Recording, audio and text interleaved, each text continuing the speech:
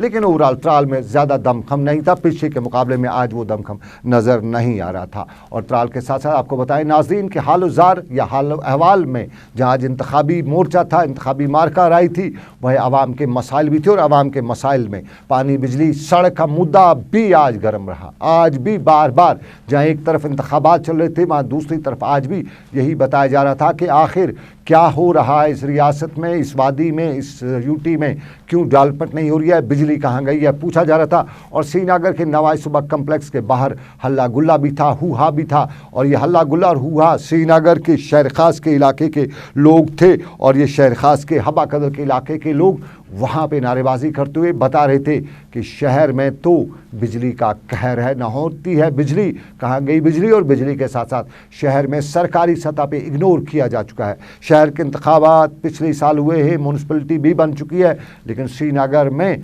लोगों का यही, शहर ख़ास के लोगों का कहना कि आखिर मामलात क्या है समझ नहीं आ रहे हैं।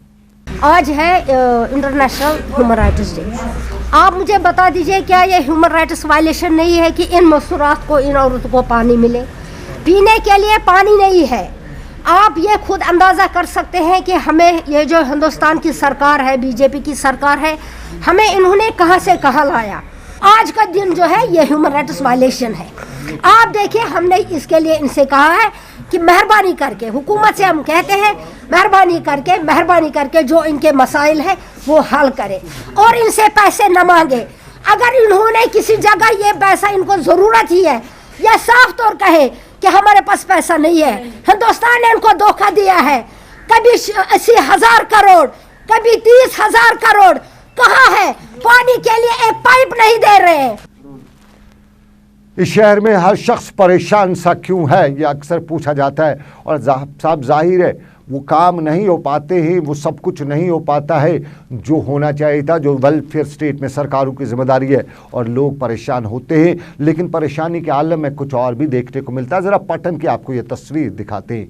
पटन में इंतज़ामिया कहती है कि उन्होंने फेक डॉक्यूमेंट्स बनाने का रैकेट पकड़ा है। और वहाँ की इंतज़ामिया, SDM वहाँ के बता रहे हैं कि मोहर भी लगाई है, साइन भी किया है, लेकिन फेक है। और ये फेक ज़मीन के कागजात थे, यानी कहीं न कहीं ये इनका फेक डॉक्यूमेंट से किसी की ज़मीन हड़पी भी जा सकती थी।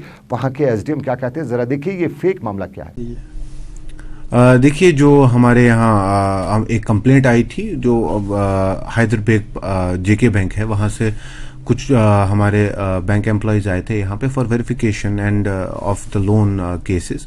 तो उसमें हम लोगों को कुछ केस में थोड़ा बहुत शक हुआ, तो then we tallied it with the records and इसमें बड़ी हम लोगों को प्रॉब्लम नज़र आ गई। And I have referred the case to the police department for proper investigation. एक FIR लॉन्च करेंगे हम लोगों ने, मैंने लिख दिया है ऑलरेडी FIR के लिए।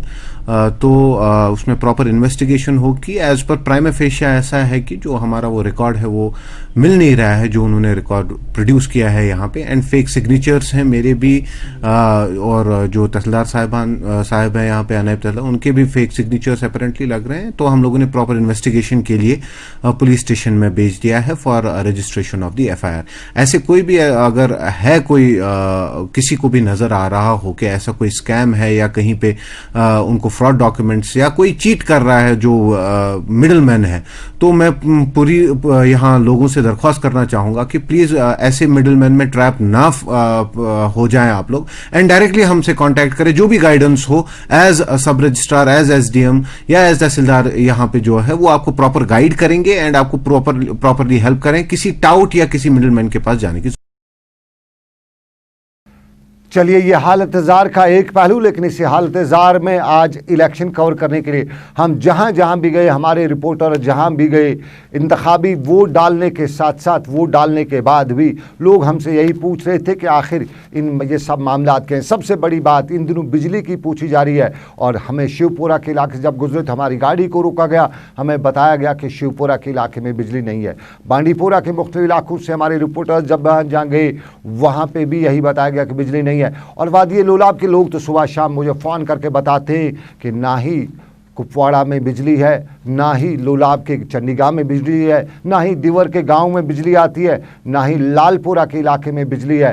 और सुगाम में तो बिजली का हाल बुरा है। ग्रिड स्टेशन वहाँ नज़दीक में बना है, लेकिन बिजली ग्रिड स्टेशन को नहीं आती है, तो इलाके में क्या होगी। और कटौती का जो सरकार ने प्रोग्राम बनाया है, शहर के लिए शायद हो सकता है उन लोगों के मुताबिक, लेकिन गाँव में कटौती पर अमल नहीं होता है। और वादी लोलाब के मुख्तलिफ इलाकों से लगातार सुबह से लेकर शाम गई तक मुकामी लोग यही फ़ोन करके बताते हैं कि उनके इलाके में बिजली की परेशानी है, और उस बिजली की परेशानी के लिए सरकार जिम्मेदार है। तो सरकार तक की बात कि आखिर कब तक लोग बिजली की इस परेशानी से परेशान होते रहेंगे, तो आपकी जिम्मेदारी भी है। लेकिन फ़िलहाल मुझे यहाँ के अभी के प्रोग्राम से दीजिए इजाज़त। आप रखिए अपना ख्याल। अल्लाह हाफिज़।